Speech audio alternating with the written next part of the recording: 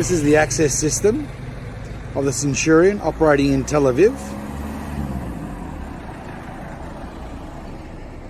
You can see at the bottom it has rubbers. This has now been replaced with internal brushes, and now it's closing. This has been operated remotely from an area that's 50 kilometers away with Wi-Fi and via CCTV cameras. This unit's been installed for the last 2 years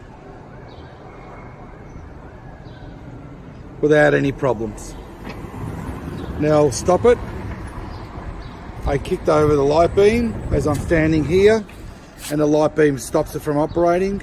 As I remove the light beam, they go back into activating.